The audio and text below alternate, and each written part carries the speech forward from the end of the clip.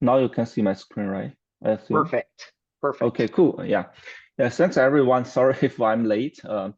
This talk won't take too much time, so I have a very different background, but I hope the use case I bring up is of interest to this confidential computing community. As Dan just introduced, I have worked as a professor for more than 15 years. Currently, I'm in UCLA directing this Trustworthy AI lab. Okay. So first of all, I want to talk about the vision of the whole lab, which I worked for more than 1 decade, and how that can align with confidential computing. First of all, our lab believe I work on AI and machine learning, as you will see. I think the stricter regulation will be the major driver for the second, I call it AI 2.0. It's moving from the AI 1.0 is mostly on the performance oriented.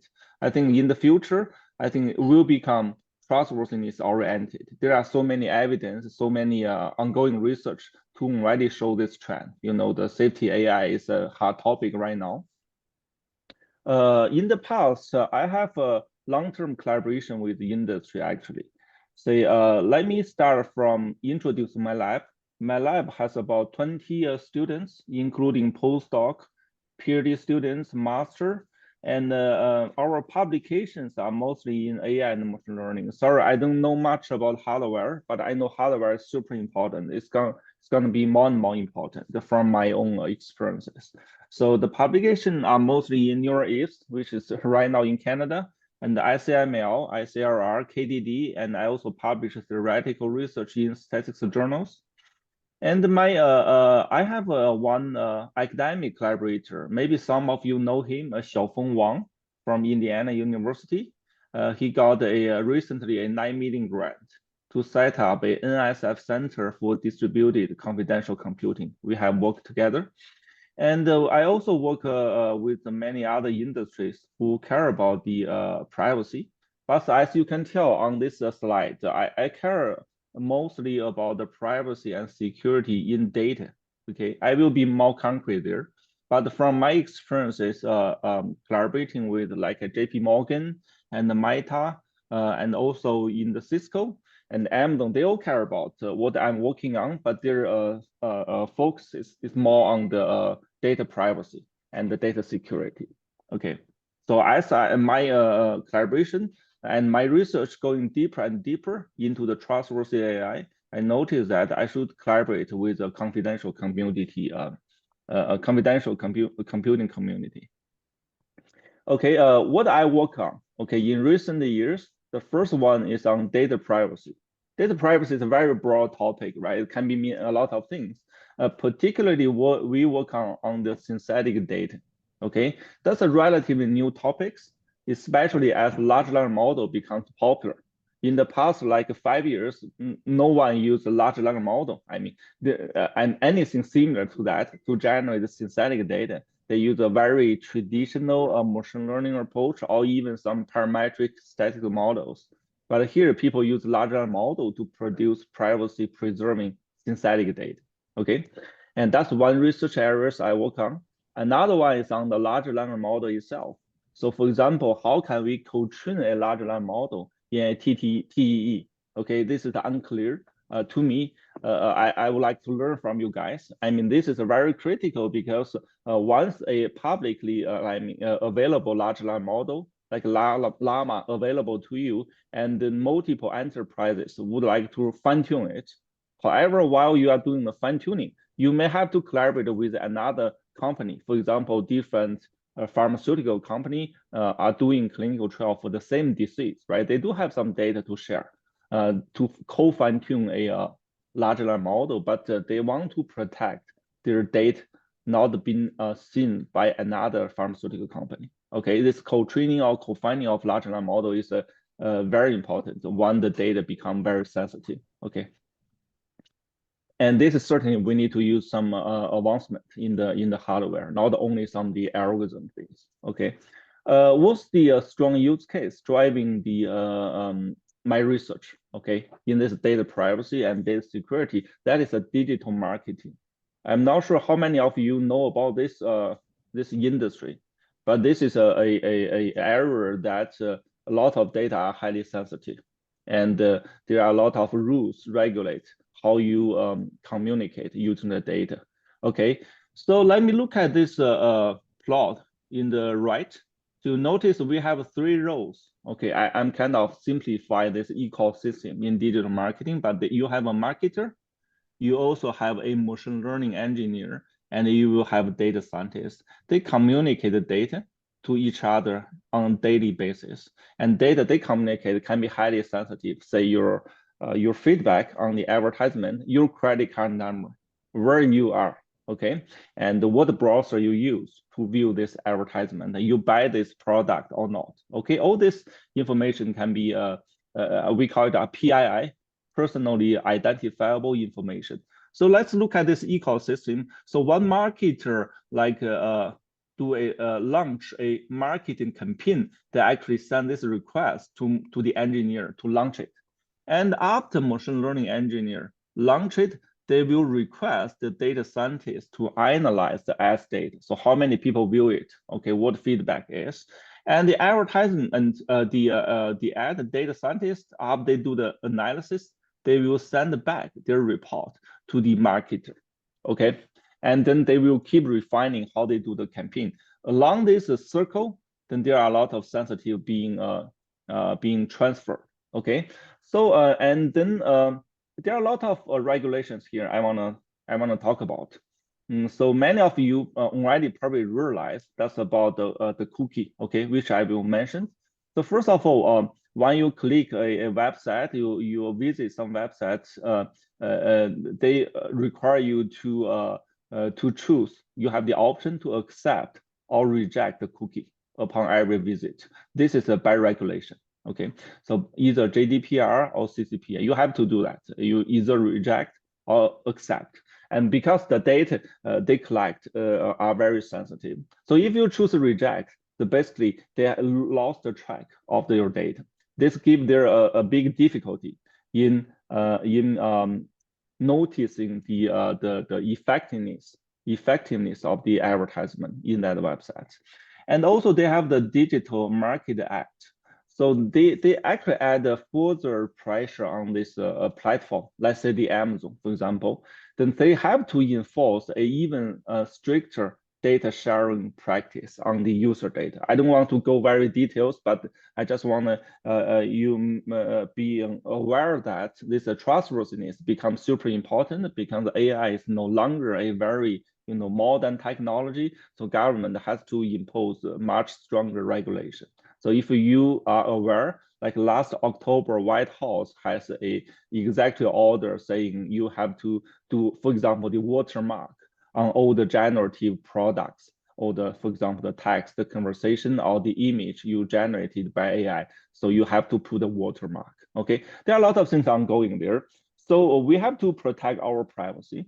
And the one consequence on this digital marketing is that people in this domain shifting from the third-party data to the first-party data, okay? This so-called cookie deprecation. So what's cookie deprecation? That means in a few years, actually, Google plans to do that this year to deprecate all the cookies in their browser. Okay, in that way, then this actually fundamentally changed this the business model in the digital marketing. Okay, so the company will now rely on the first-party data on their own website to collect and manage, all these customer insights. Okay, so I tried to give you a use case, but I think probably you have some question which I can get back to answer this. But this is actually the driving force on my research. Okay, what's the connection? What's the connection with confidential computing? Let's look at this. This is actually a data collaboration platform. So when we have multiple data owners, they want to exchange their data, and their data are very sensitive. So you can imagine this. First, this data owner is the advertiser. The second is the publisher of their advertisement. And the third person here is the second publisher, right? So you can publish or advertise in different publishers, right? So, and within this data collaboration platform, the current SOTA, the state of art, is that they use the differential privacy to protect all the functions. And they have at least 3 functions in this data collaboration platform. You probably heard about the name called data clean room. Okay, that becomes a industry standard in this domain of digital marketing. They can they join multiple tables from different data owners in a secret way. Okay, I mean, here the point is that we are going to join the 2 tables. In this process, these 2 data owners will not know each other's data. They only know their own data. And also even the owner of the data collaboration platform, the one to provide this service, will not be able to see it in the ideal case. Okay. And as you mentioned, this is here not only just the storage of the data and transfer the data, also involve the computation of the data. That's where confidential computing play a role.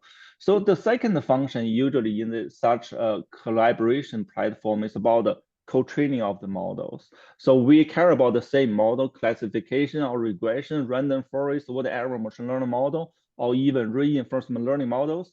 The training data are from different parties. Okay, we want to train that. And also, when it's finished, I want to transport back the gradient or the model information to each data owner. And we want to make sure no one can infer the sensitive data of another party simply based on the model information they just transfer back from this platform. The third function is recently become very hot topic. It's about large language model. They use RAG, all this fancy, retrieval augmented generation, all the technique. Well, they are co-training a large model in this secure, what they claim to be secure, but probably by your standard, it's not so secure. Okay, in that platform, in this black box to do all type of computation. Okay, usually they call this function has a name called intelligence, and intelligence provider means this can be a third-party service provider to, okay, I put a synthesizer to generate synthetic data. I'm the third-party vendor that I can upload my algorithm into this platform so that all the data owners can choose to use. Okay, they are called intelligence provider. Okay, this is a very abstract way to describe what's going on here. And then how to connect with the confidential computing. Okay, this is currently, I think, lacking. I think I put some of my thoughts here. First of all, let me summarize what are the key components to be protected in this data collaboration platform. As I said, this is a strong use case, in my opinion, on the confidential computing. The first one is about data aggregation and analytics. Okay, they just compute, for example, the sample mean, right? The second is about machine learning or reinforcement learning model building. The third one is synthetic data generation. The last one is the co-training of large language models. All this has been used in this digital marketing and many other like domain as well. In general, we are interested in developing a TEE-based platform for secure or private data collaboration by addressing the 2 challenges. You guys are experts here. So I just throw some random thoughts. First, the challenge is to establish a trust chain from firmware to application layer and the different policies. GDPR, HIPAA is for the healthcare data. The second challenge is to ensure the high performance and the privacy across different TEE in CPU or GPU. When you do this confidential computing, you expect some performance degradation. Okay, sometimes it's okay. Sometimes in some domain, you have to still maintain both the high privacy and also high performance. Okay, so here are the 2 challenges I can expect. Here is something I think a TE can provide. What I can is what you know as the data in use protection. So let me explain a little bit. There are some terminology here. So the usual data pipeline. Okay, that is every industry have their own data pipeline, but they do have a data pipeline. They might include the mapping service, matching service, and aggregation service. That's the 3 major services digital marketing need. And what I meant by matching service, that is a process to create a common identity space between advertiser and the publisher data set. They need to know they are the same person, right? The person A watch this advertisement and then buy the product. They should be the same person. Okay, this mapping service. For the matching service is responsible for finding the intersection between network engagement and advertiser app conversion.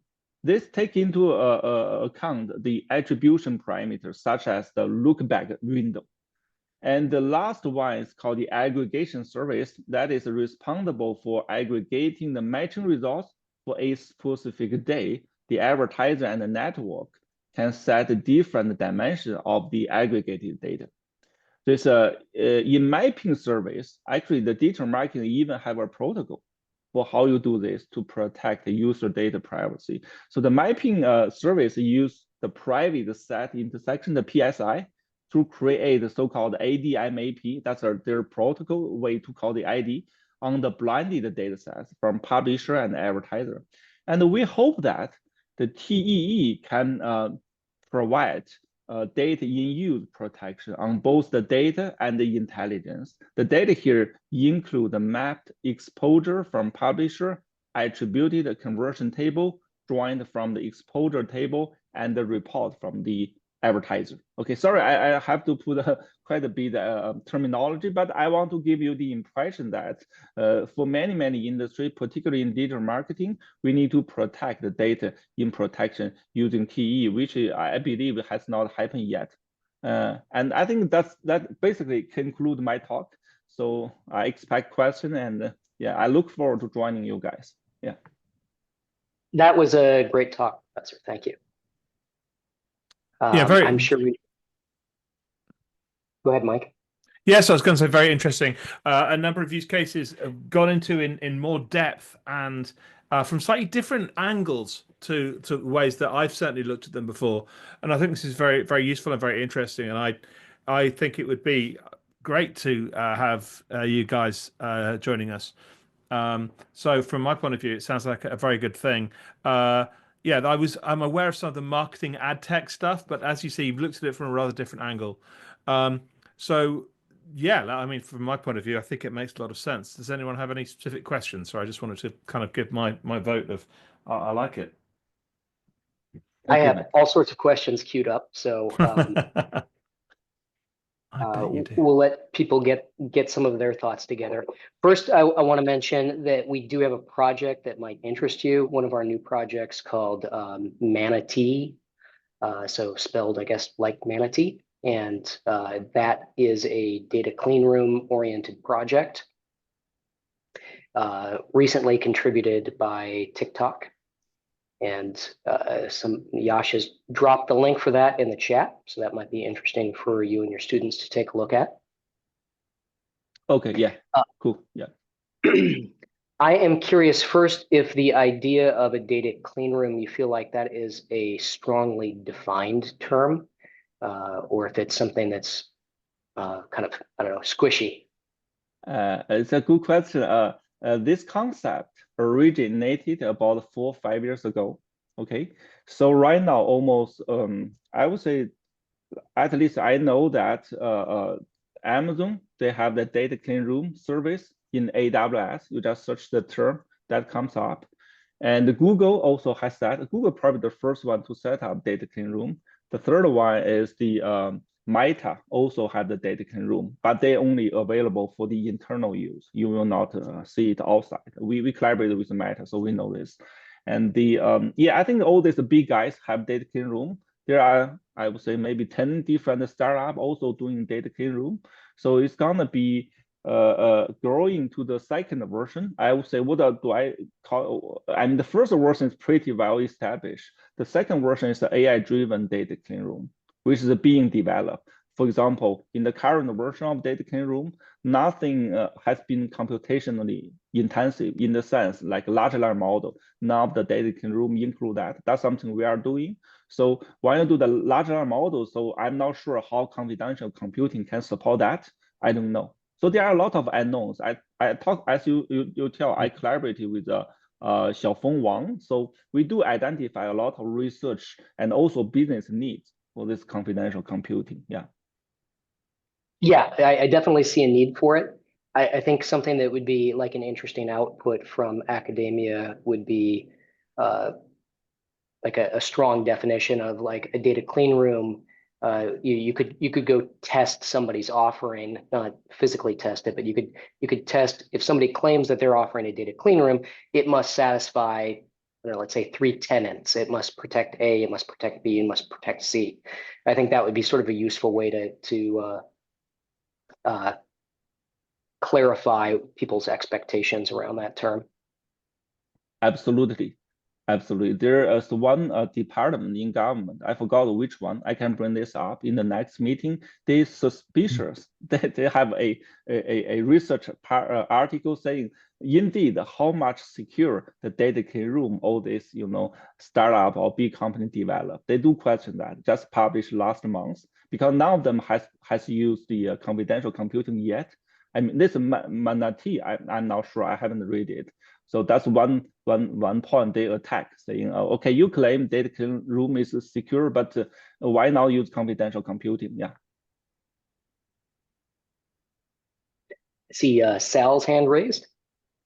Yeah, I really enjoyed this presentation because it used language that's much closer to what privacy lawyers are using when they're thinking about this subject.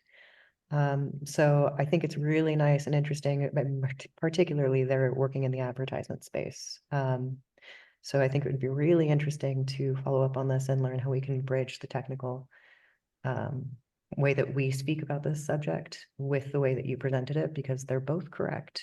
And I thought this was really good. Yeah, thank you. So I want to bring up a conversation with JP Morgan, the lawyers there. So about 2 years ago, we used a differential privacy, some like a software approach to protect privacy and to say, okay, I add some noise into the data, so your privacy got protected. They don't buy it. They say, I would like to see some hardware, protection, not just show me a mathematical formula saying it's protected. So yes, indeed. So we talked quite a bit with lawyers in different industry. They do think very differently what kind of privacy should be protected and how be protected. That's interesting. We've got a regular contributor from JP Morgan who joins, who's not here today. I would have loved to get his reaction on that. So I see a question coming in from chat. Alice asks, she says, Professor, great work. Love I love every bit of it. I have a question. Is the solution integrating ML/RL and LLM in one? Seems heavyweight, isn't it? Or maybe I missed a crucial part with your explanation. Okay, this is a very good question. This is relevant to what we plan to do. Okay, I can tell you this is something we are developing. Okay, so of course we haven't incorporated confidential computing. This will be part of it, and for the tabular modeling, or say the table training, this has been done. For the model training, I would say half done. Okay, we already implement a lot of model training, random forest, or what kind of machine learning we know people use in industry.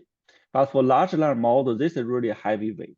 We have a prototype, but so far the performance is not so good in terms of speed, and the accuracy is probably not so well. But I would say table training, this basic statistical analysis is okay.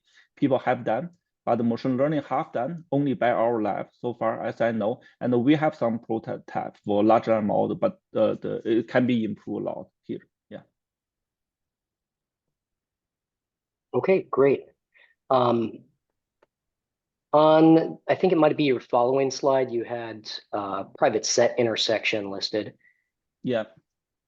So PSI, sometimes, yeah. Yeah, so sometimes there's cryptographic protocols that will do things, and then kind of like questions that Fritz asked for our last speaker.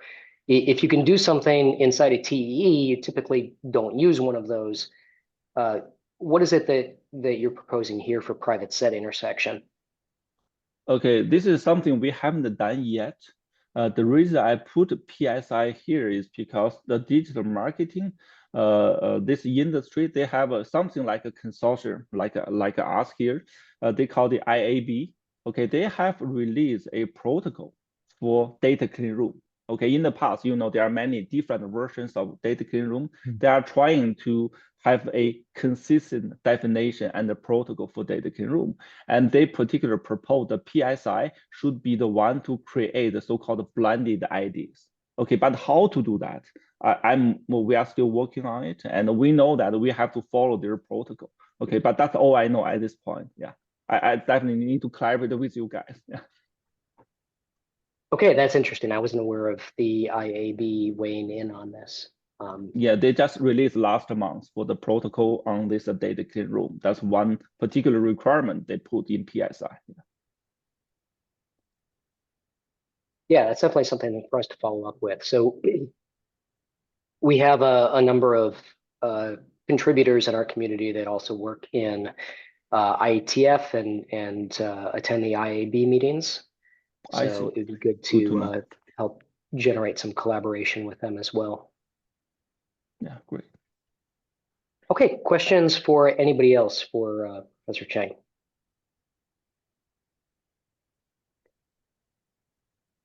Okay, well, so I have a comment rather than a question, which is that there'll be a request from the GB. Well, the GB needs to decide whether to accept the UCLA group as an associate member, and we might want to express an opinion based on this. My view would be positive, but just so that we can feed something back to them, even if it's just from your point of view, our chair and co-chair, how you feel the view of the group was generally. Oh yeah, I don't think we typically weigh in on associate membership proposals, but clearly a lab at UCLA and something so close to what we're working on here is very welcome. Can I ask another question? Yeah. Sorry, go ahead if you want to finish this. Yeah, it's just to say that the possible associate members are typically asked to talk to the TAC so that the TAC can form an opinion. That whether that's a yes or a no, at least we can feedback. That's all. Cool. Thank you. That's sure. So I just wanted to have one last more meta question. So you may have seen in the year goals that we discussed earlier today that we also have some discussions on how we do academic outreach and what forms that might have and how we do it. And yeah, well, with whom is I think less of a question once we know what we want to do. But what is still unclear is a little bit of what would even be the benefits and what could we even as a consortium contribute to labs here. So can you maybe say that from your perspective a little bit? So I know a little bit of my own academic history, of course, but everyone has different contexts. So what would you see as a benefit from the consortium in general, of course, but also what, let's say, medium to low effort thing could the consortium do other than maybe giving money that would have a great benefit to research that you see? Oh yeah, I mean, one clear collaboration is just in terms of research, a lot of things I don't know the hardware, but I see a lot of motivation and the use case and how AI and machine learning can work with confidential computing. I think that's a very clear benefit. And the second thing I would say I can benefit is to learn the most recent advancement in this domain, which without joining this consortium, I can only read from maybe the papers, which usually a few years later than the most recent source. All you guys are thought leaders in different, hardware or confidential computing, domains. And the second thing, I want to stay alert of all progresses. And the third thing is that I want to know about the recent news in industry in confidential computing. Maybe somebody else already developed a data collaboration platform in my mind, but I don't know, right? So you guys know everything going on. And as you can tell, I'm already collaborated with all this industry in many different forms, not just give money. I send also my students be there to be intern. And I also collaborate with Xiaofeng, and NSF, National Science Foundation, is very, very interested in the confidential computing. I can tell you, Xiaofeng and I just submitted another proposal on confidential computing. Some of it is I put in the talk, and NSF would like to invest that as well. So I think that will be the future. So I would like to be part of it. Yeah.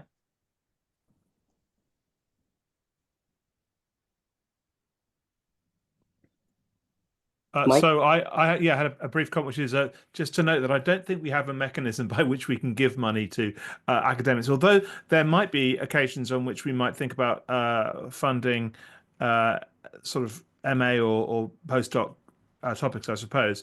I think that there's lots of sort of cross-learning opportunities. I mean, for instance, as Sal was saying, the fact that Professor Chang is, looking with a more markety hat on, or a different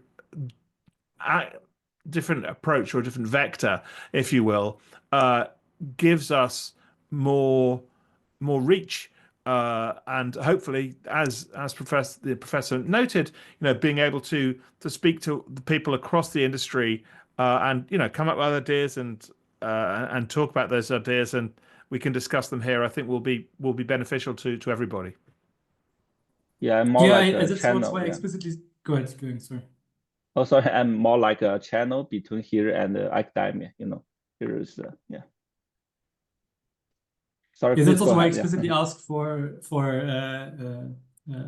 other than money, right? Because money, I don't see No money as worry like a about the money. low effort So thing. Exactly. I'm not here for the money. No worry about it. Yeah, no, Yeah. exactly. But that's what I'm trying to say is that I think having these technical discussions is sometimes also easier to sell to our respective companies to motivate some outreach. And so I'm very interested to think about how we can establish a forum to enable that, while still being under the open spirit of the Linux Foundation, right? I think that is then where it may clash on the academic side, where if this happens under the Linux Foundation umbrella, then of course it has to be something open where everyone can benefit from this, which sometimes clashes with I don't know, paper processes where for half a year or 1 year you don't want to talk about your ideas because otherwise someone may scoop you for it. So I think there is this mismatch, but we can discuss it, and we can think about that. But of course, yeah, I mean, there's also already respective I think research programs going on. You have some on your listed, right? So yeah, and the it doesn't LF have to be have processes by which we can collaborate. This is something that the LF does quite a lot, and other places as well. So I don't think we need to be too worried about it. But yeah, we need to be careful. You're quite right. That's good to know. Okay, thanks. Yeah, I mean, it's usually very easy to collaborate. We're open, transparent. I mean, ultimately, we're an open source organization, so I think that's another point of opportunity for your students is, for example, that project that we mentioned, Manatee. So if some form of implementation they want to take on, if that project represents something that they want to contribute on, then it's an opportunity to work alongside industry professionals. So they'll get that sort of industry flavor for how we develop software and open source best practices. And kind of get maybe some learning through that venue, and the other direction as well. So there might be people in the Manatee community that see benefit from a different approach that you've initiated in your lab, and if you've got open source code, then they can contribute there as well. That's great. Yeah. So so without coming to this meeting, I don't know this Manatee. That's already the benefit I got. Yeah. We're definitely very happy to join this open source. Yeah. Great. Yeah, Okay, I can well- also, sorry, the last thing, in the past experiences with industry collaboration, I'm happy to host whatever workshop, physically in UCLA campus. That's what I did with JP Morgan and Amazon before. Just like that's something I mean, maybe if that's beneficial to the consortium, I'm happy to host a workshop. Oh, that's very welcome. We're talking about there's a open source conference called FOSDEM that takes place in I think the Netherlands, and so we're looking at trying to get or we have space, but we're going to look at some of us being able to meet up there early in the new year. But it's been very rare for us to have like a physically present meeting where everybody's physically in the same spot. So I'm sorry, Brussels, Belgium, not. Indeed, yeah, you'll get people very upset from Belgium if you suggest it's in the Netherlands. But at any rate, yes, thank you. I think we would love to be able to take you up on that for a workshop. Yeah, thank you. Yeah, that's all. Yeah. Thank you so much, Professor Cheng. Good to see you. Thank you. Okay, let me stop sharing.